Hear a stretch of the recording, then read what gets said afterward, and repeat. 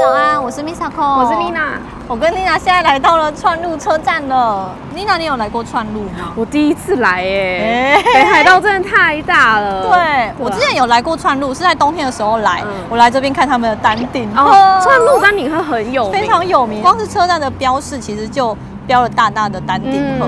我们这一次是夏天来嘛，所以这一次不是要来看丹顶鹤，对不对？对，这一次我们是要搭巴士从串路到知床，然后游整个串路跟知床地区的必去景点。知床也是非常的有名，真的是道东的必游景点，而且那边是世界遗产，对不对？对，好期待哦！真的。那我们这次呢，会利用当地的阿含巴士来进行3天2夜的小旅行。对，那这个阿含巴士它推出一个非常方便的方案，就是让像我们这样不会开车、没有国际驾照的人呢，来到道东也是可以去很多这些道东非常有名的，像是知床啦的大自然景点巡游。对，那它这一个巴士的设定，先到串路住1晚之后呢，隔天像我们一样搭巴士出发，然后可以在知床待1晚，或者是待2晚都可以，然后最后再回到串路这边。好期待耶！这次可以去知床半岛的周围的景点，像是摩周湖啦，还有一些硫磺山，对，非常的期待，赞！真的是满满的大自然景点。好，那我快要接近发车时间了，我们就赶快出发吧！订阅我们的频道，开启小铃铛，就能接受最新的日本旅游影片通知哦。I can't see how bad it rhymes, playing you for a fool. でございます。本日今年4月に入社いたしました阿部光がご案内させていただきます。よろしくお願いいたします。Things come up, things go down, make me turn back around. My spider sense screaming that I'm mad.现在来到摩周湖的第1展望台，大家看我背后就是一整面的摩周湖全景，哎，完全零遮蔽的景色。摩周湖在爱奴语呢是被称为神的湖的意思，它最大的特色呢就是很漂亮的摩周蓝的颜色，因为它的湖水清澈度非常的高，再加上天空的反射，让它形成一种很特别的蓝色。大家来的话可以仔细看一下门湖水的颜色哦。这个摩周湖 Terrace 呢是去年才新开的，在这边可以买到很多北海道伴手礼哦。那除了北海道伴手礼之外，还有很多摩周湖这边当地的周边伴手礼。这个露台的楼下呢，就是他们的卖店。在卖店，他们最有名的就是我现在手上的这一个 Kiri Soft。它这一个呢，就是以摩周湖的雾还有它的湖水摩周蓝为形象设计的冰淇淋。下面这个甜筒呢也很特别，因为一般的甜筒不是黄色的吗？那它这个甜筒特地设计成黑色的。其实这个甜筒的形象就是我背后的这一个摩周湖上面的那个山为形象设计的，所以整个颜色就非常的特别。来试吃看看。右边的是苏打口味，吃起来就比较清爽；左边是牛奶口味的，所以蛮推荐大家可以选这个，可以一次吃到2种。那这样一个是450。在下面的卖店呢，也有贩售很多跟摩周湖啊、摩周蓝相关的美食哦。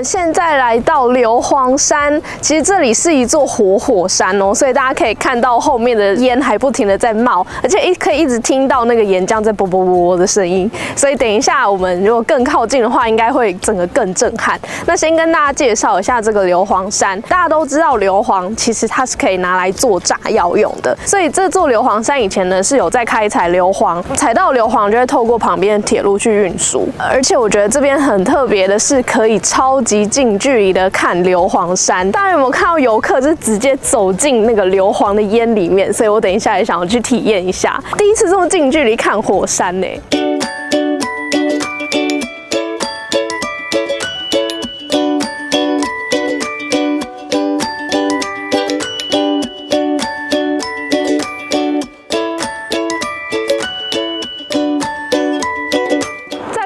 山旁边的小卖店呢，有卖一个必吃的冰淇淋，是我手上的这个温泉蛋冰淇淋。大家应该会想说，咸的跟甜的感觉拌在一起很微妙，所以我们就买来帮大家试吃看看。这个温泉蛋冰淇淋的吃法呢，是要先把温泉蛋的蛋白搅出来，然后搅匀才能吃。那下面还有玉米片，就是做的有点像是硫磺山那种石头的感觉。这个颜色好漂亮哦，很有硫磺的感觉。好，来试吃看看，有点紧张。是好吃的耶。我本来以为蛋跟这个冰淇淋吃起来会很有冲突，但是其实不会，因为它的蛋里面其实不会说很热，它蛋好像是冷的。那跟冰淇淋搅在一起之后呢，吃起来会有淡淡的蛋黄味道，但也不会让你觉得太抢戏，所以吃起来蛮搭的。除了温泉蛋冰淇淋之外呢，也有卖普通的温泉蛋，是用他们这边的硫磺来蒸的温泉蛋哦。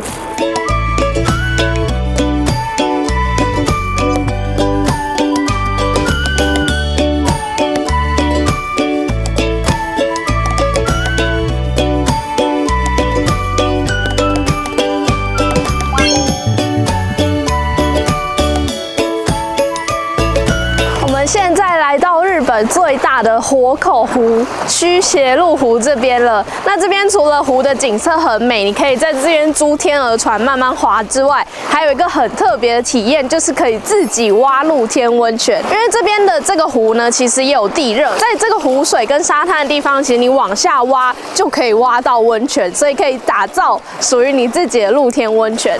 那这边有可以租铲子，这样是300元一支就可以租了。像我旁边的这些坑呢，都是之前人挖出来的温泉。那我等一下也来挖一下自己的温泉。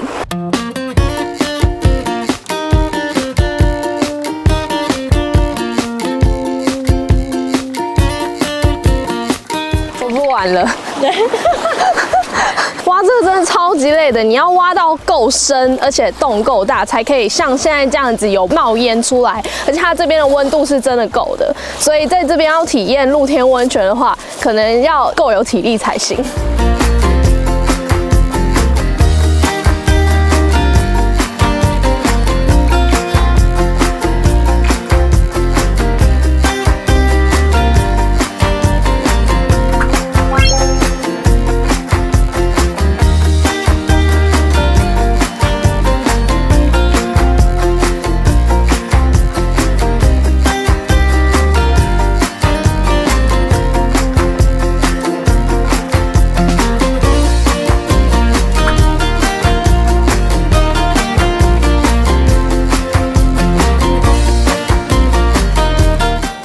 来到梅黄甲这边是一个可以同时看到整个驱邪路湖，还有各个北海道知名地标的地方，像是可以看到硫磺山跟大雪山，这个景色真的很壮观，推荐大家来到梅黄甲一定要走到最上面去看看。那在梅黄甲旁边也开了一个道之驿，这间道之驿还蛮新的，整空间待起来就是非常的明亮舒适。我们现在坐的这个位置还可以看到外面的风景。我们今天午餐就是要在这边吃，那我们就点了这一个是肉味噌的拌面，还有北海道必吃的成吉思汗羊肉炒面。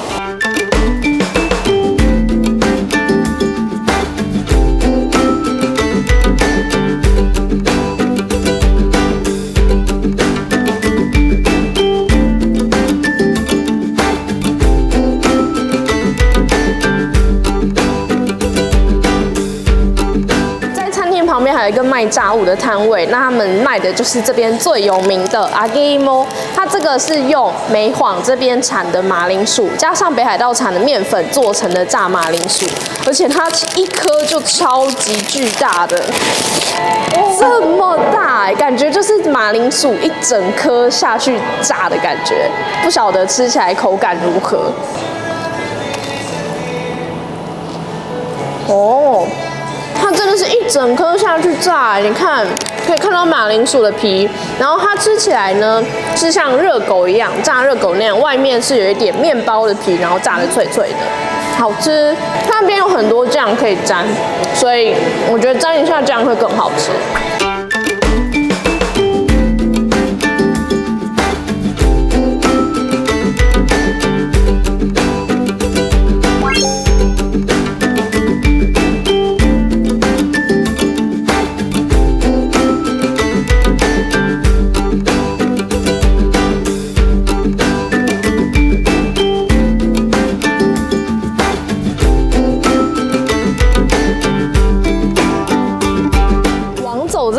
有名的就是冬季的破冰船，所以像这个王走苏打呢，它也是用破冰船的形象，然后它的苏打颜色就是这种很清爽的蓝色，这是这里的必买名物。还有这个王走布丁跟这个王走牛奶，我觉得牛奶瓶好可爱哦，这两个都超可爱的，好传统，真的想带回家。溜冰这个设计很传统，只是做的像溜冰一样，蛮可爱的耶。然后薄荷糖、北海道，这个也是对，这个也很必买。对，豆鲜贝。因为王走这边的监狱也非常有名嘛，所以呢，这边的就是监狱相关的商品也还蛮多的，像这一个啊，还有这个，我从王走监狱出来了，黄豆饼干，好酷哦！怎么那么多王走监狱的商品啊？我们刚刚有经过，对不对？对，我们刚刚有经过王走监狱，好大一盒哦。对啊，这个送好像拿来送了，又怪怪的，怪怪的。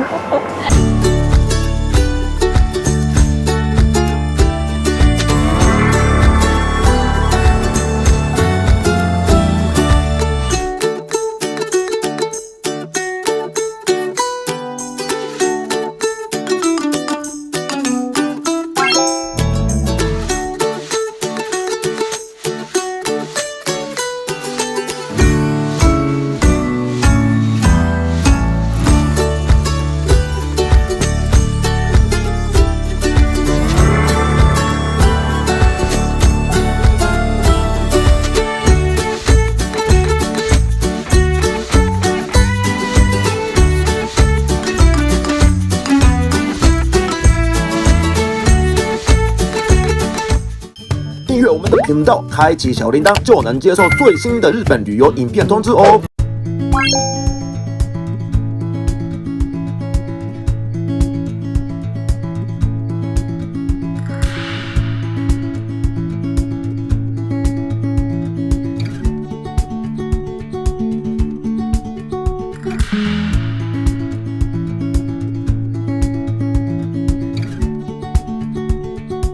我们现在到今天晚上要住的饭店了。这间饭店一进来，整个感觉气氛就超级好的。这间饭店最大的特色就是它有部分的房型是可以看到鄂霍次克海的，像我们今天住的房型就可以看到。那等一下会带大家开箱。除了这个之外呢，饭店整个设计啊，我都很喜欢欸。它用了很大量的木头，然后呈现出一种很自然、很令人放松的感觉。而且一走进饭店，整个就有精油的香气，而且听说今天晚餐是很豪华的自助餐哦。那我们现在就先带大家开箱一下其中一间房间好了。哇，这一间房型比较偏和式，然后一走进来就是整个色调很沉稳。这边算是榻榻米的休闲空间，然后走进来这边还有一个窗边的休息区，可以坐在这边看海啦，或者是坐在这个沙发上都可以。最主要是它这个空间有够宽广欸，一进来之后除了一个客厅之外，这边还有一个卧室，专用的卧室，所以也不用说会怕睡在榻榻米上。这边是2张单人床，那这里的景色也是都可以看得到鄂霍次克海的，尤其是我们现在快要到夕阳的时刻，就可以在这边看到日落。这里的房型种类很多，像这边是2张单人床，但另外一间房间就设计的比较适合亲子入住，有适合小孩子爬上去的双层床。不管你是情侣来啊、朋友来，或者是家族旅行，我觉得都蛮适合的。从入口进来这边呢，就是浴室，它浴室好大哦，有2个洗面台耶。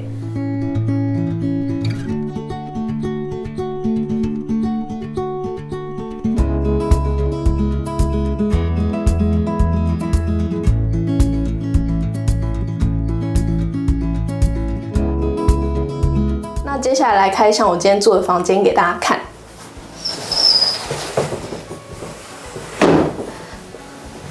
噔噔，我的房型呢比较适合家庭来住，这边就是有2张单人床之外，这里还有附2张小小的床，而且还可以这样爬上来耶，超可爱的，超级可爱的。小朋友感觉住到这间房间会很开心。到这边呢，就是一个还蛮大的客厅，这个沙发超级大的耶。哇，这个可以坐6个人哦，可以感觉就是一整个家族坐在这边看海景。像坐在这边，真的就是正对鄂霍次克海的海景。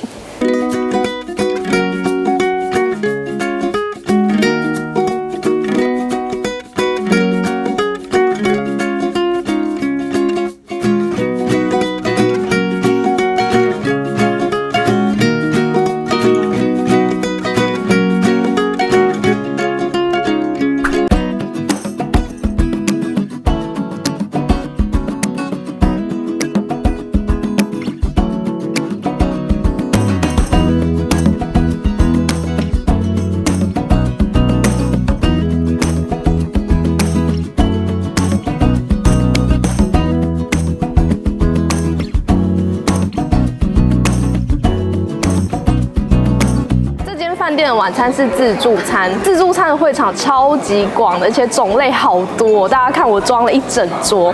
它的菜色呢，像是北海道必吃的海鲜有，然后西式的西班牙炖饭啊，还有这种烫芦笋也都有，还有北海道道东的名物炸鸡，甚至是东南亚的春卷，全部都有，种类真的很多。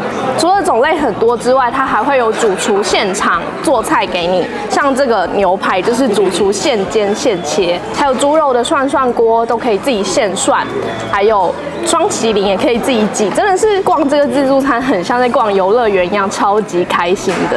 现在来试吃主厨才现煎的牛排，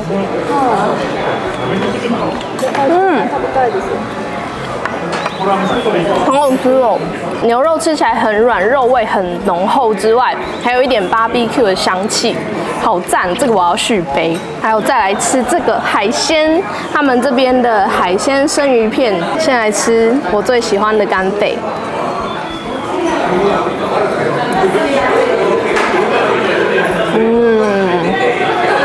鲜，这个也要续杯。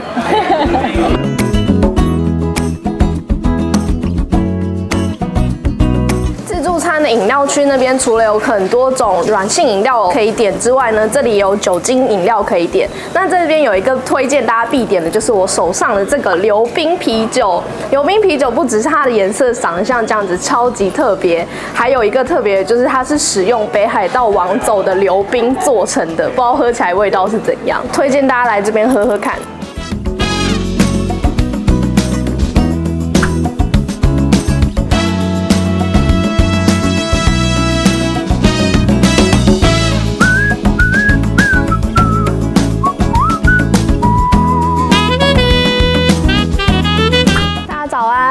我们现在已经准备要从饭店 check out 了。那我们这一次的行程是只有在知床待上1晚，但其实很推荐大家到知床一定要住上2晚，因为知床真的太大了，而且它又是日本少数的世界自然遗产之一，所以它的大自然真的是保留的很完整，像是有知床五湖啊，那边的步道都建设的很完善，可以在那边健行散步，其实不管是老人小孩都还蛮好走的。还有双美瀑布啊、乙女之类瀑布这些很多不同的瀑布，还有一个就是知床的夕阳也很有名，所以大家可以到夕阳台去看夕阳。那我们现在就出发前往最后一天的行程吧。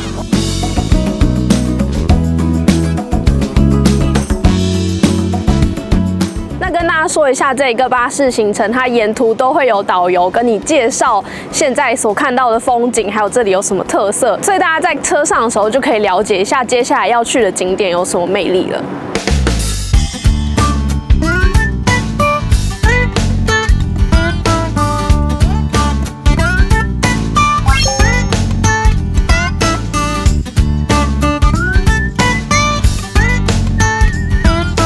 现在来到知床8景之一的知床岬了，我背后就是知床岬很知名的一个地标罗臼岳。这个罗臼岳就在知床岬跟协里町的交界。我们刚才就是搭巴士搭了20几公里的山路之后才可以到这边，那沿路上的景色都超级美的，可以一直看到这个罗臼岳，还有旁边的海岸线。而且巴士的导游也有跟我们说，这里其实沿路都可以看到很多野生动物，像是鹿啊、狐狸还有熊，其实都有机会看到。虽然我们刚刚还是没有看到啊，但如果大家有来的话，可以注意一下沿途有没有可爱的小动物出来哦。因为知床这边它真的是太大自然了，所以其实它在冬天会有整整半年的时间都是冰封的状态。现在是等到春夏季才可以沿着这一条山路上来，所以你还可以看到我背后罗臼岳其实有一些残雪在上面。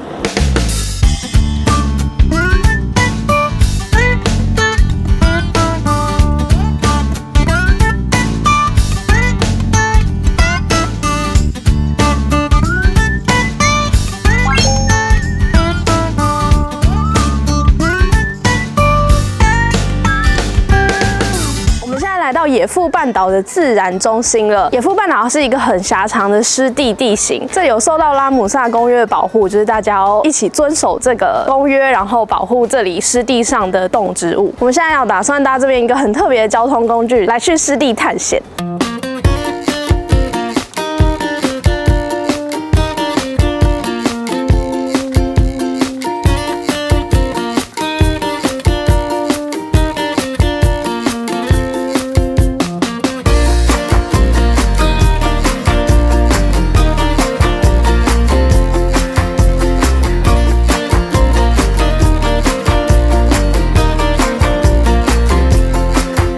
拖车把我们载到木栈道之后，我们现在就走到了这个木栈道的尽头。在尽头这边，其实原本是一个超级漂亮的湿原地，在湿原地可以看到几棵枯木，又可以看到远方的我们刚才去的罗臼岳啊，还有北海道这边的山，所以其实非常漂亮。加上如果它满潮的话，这边全部都会变成一整片海，所以站在这边就可以看到山的倒影。不过很可惜，因为近年来地盘下陷，然后加上这里是盐水，所以这边倒掉的树木就越来越多，所以这个风景已经不知道还可以再看几年了。大家一定要把握时间来看这个绝景。那再补充一下，这边到冬天全部都会结冰，走在这个木栈道上看起来又是完全不同的景色，所以不管冬天夏天来，其实都还蛮多看点的。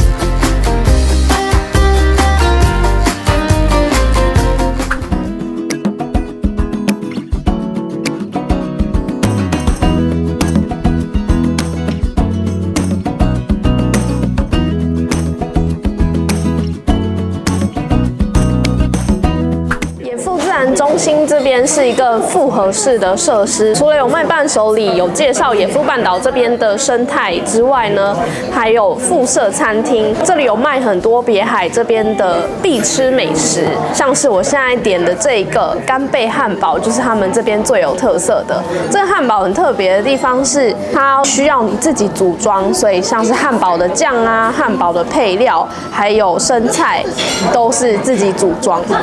还会附一杯超大杯的牛奶，我选的已经是小杯的，小杯是300毫升，那还有大杯的500毫升可以选，这个感觉蛮有趣的。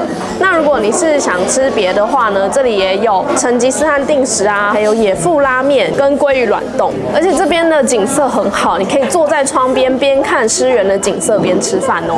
这个汉堡啊，它其实除了这个外观很特别之外，它其实还是很有名的汉堡，它连续得到北海道美食大赛的第1名，连续3年，也是全国汉堡大赛2连霸，所以这个汉堡可见真的很特别。我现在在组装它的汉堡，它这边都有教你的酱料啊，还有内馅要怎么摆。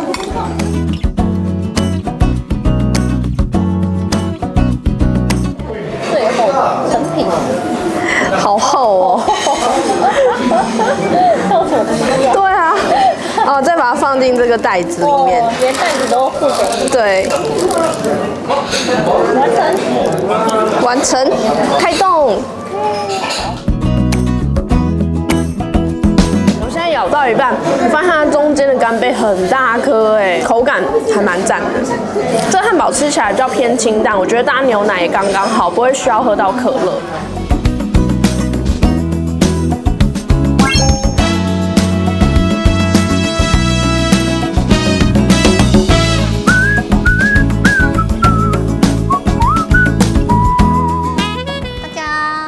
跟妮娜在串路经过3天2夜的小旅行之后，回到了串路机场了。妮娜这一次3天2夜行程，我们跑了很多地方，你最喜欢哪里？对，这个巴士的距离真的很远，因为我们从串路出发去了知床。我觉得这几天下来，我最喜欢的应该是硫磺山。没想到是硫磺山。对，我觉得我们近距离看到那个火山喷烟的那个景色，真的太让我震撼了。还有被硫磺染黄的石头，我觉得颜色很好看，有一种在异世界的感觉，非常的梦幻。我觉得它沾了温泉蛋的那个冰淇淋也非常的对，那个很好吃，吃，很特别。对，那你觉得你最喜欢哪里？我的话是魔州湖，因为我们去的时候天气很好嘛，然后那个湖水的蓝真的是见证到了传说中的魔州蓝，而且还吃了他们当地一定要吃的魔州蓝的冰淇淋。这要是没有搭这一次巴士，我真的是不会想过，原来北海道道东还有这么多景点可以去。因为道东感觉就很大又很远，没有什么电车可以坐，所以就从来没有想过可以去道东旅行。但幸好这次有巴士，就觉得真的还蛮方便的。因为我们2个都是不会开车的人，对。然后道东这边就是都偏大自然景点，如果是租计程车的话，也会特别的贵。对。我们这次利用的是阿寒巴士的期间限定路线巴士，价格超便宜的，才几千块耶。对，真的是可以去到道东非常多的地方，而且都是知名的景点。对，而且这个路线巴士它还会行经2个机场，一个是女满别机场，那另外一个就是我们现在所在的串路机场，就非常方便。如果你是玩完行程之后，你可以依照自己接下来的行程去挑适合你接下来行程的机场哦，超方便的。那如果大家对我们这次的阿寒巴士行程有兴趣的话，我们会把资讯放在下面的资讯栏，大家可以去下面预约哦。摩卡拉卡，对不对？谢谢大家的长久支持。我在今年终于推出了自己的第1本书，哟下！我想大部分的人都是从 YouTube 频道认识我，但其实我不只是一名 YouTuber， 其实还是一位企业家。我在2012年创立了乐吃过日本这个日本旅游网站，介绍最新最及时的日本各类情报。有了日本旅游的人一定看我们的文章。但是我想要透过这本书分享我这11年来观察台日两边的文化差异，以及对未来台日交流的期许。如果你喜欢日本，甚至未来想到日本生活，相信你会喜欢这本书。那就希望大家多多支持我的书了。よろしくお願いします。いってらっしゃい。お酒じゃない。这里じゃない。